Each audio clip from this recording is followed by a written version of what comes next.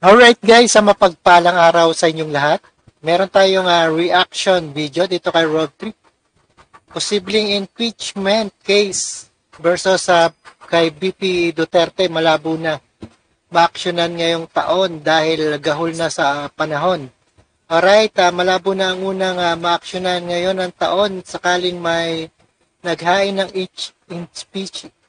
impeachment complaint laban kay Vice President Sara Duterte. Ayon sa mismo kay House of Representatives Secretary General Reginald Velasco. Alright, and without further ado, let's do watch dito sa ating reaction video. And intro muna. Alright guys, ito ay malabo na umanong maaksyonan ng ngayon ng taon sakaling maghain ng impeachment complaint laban kay President Sara Duterte. Dante, meron bang inaasahan ng House of Representatives na posibleng maghain ng impeachment complaint kay VP Sara ngayong taon? Magandang tanghali, Ella. Sa isang ambush interview kay House of Representatives Secretary General Reginald Velasco, sinabi nito na wala pa naman silang natanggap, Ella, na anumang impormasyon o kaya nagparamdam na makahain ng impeachment complaint laban kay Vice President Sara Duterte.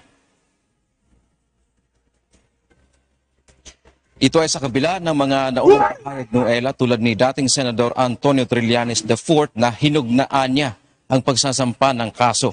Dagdag pa ni Velasco, kahit na may maghahain ng impeachment case ngayong araw, ay kukulangin na rin sila sa panahon para maaksyonan ito ngayong taon. Paliwanag ni Velasco, may 10 session days para umakto sa isang impeachment case. Ayan, gahol na sa panahon daw. At walang ngayong taon, malabo ang maaksyonan ngayong taon ang impeachment ni Sara. Dahil ang huling session naman nila ay sa December 18 at very strict anya ang time frame ng paghahain ng kaso at aksyon. At very strict talaga yan dahil maselan at maraming tutol dyan, di tutol sa impeachment ni Sara. Kamara de Representante. Days to happen 10 session days. So, pag pinail ngayon, kulang na. Kasi bali 9 session days na lang eh.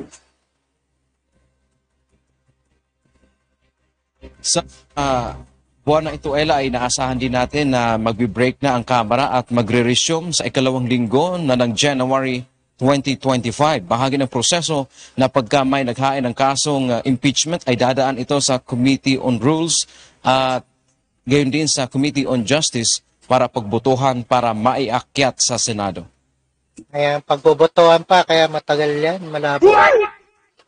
Malabong mangyayari. Alright. Yan ang medyo matagal yung Committee on Justice.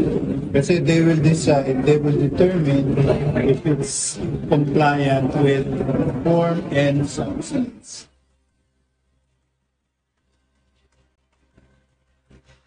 Ella, sa kabila nito na binanggit ni Velasco kanina na hindi na nga maaksyonan ng Kamara kapag may maghahain ng impeachment case laban kay VP Duterte. Pero handa rin sila, Ella, anumang oras na tanggapin kung sino man ang maaaring magreklamo nga na layong patalsikin ang pangalawang Pangulo.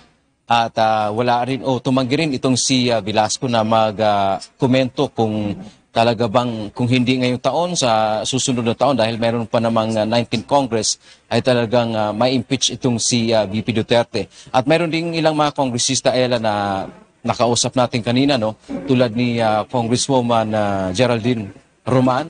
Ayan, pag-aralan pa ng matindihan, kaya malabo.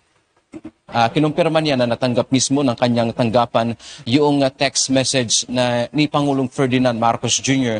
na huwag na nga sampahan ng impeachment case si VP Duterte. At ayan, magiging kasiraan din ni PBBM yan at sa kanyang pagtakbo. At kay Romualdez, malabo. Masisira ang Marcos pag ginawa nila na i-impeach itong si Sara Duterte. ang paniwala naman ng ibang mga kongresista, ito daw ay hindi naman utos, kundi ito ay kumbaga suggestion lamang ng Pangulo dahil hindi naman makakatulong sa mga programa ng gobyerno para sa mga Pilipino. Yan man ang ating update mula dito sa House of Representatives. Balik sa iyo, Ella. Maraming salamat, Dante. Alright guys, napakinggan at napanood po natin dito sa rating reaction video ni Rob 3. And see us again sa ating the next one. And at tabayanan natin si Sara Duterte at kailangan ng support. Alright, maraming salamat sa inyong lahat and peace out.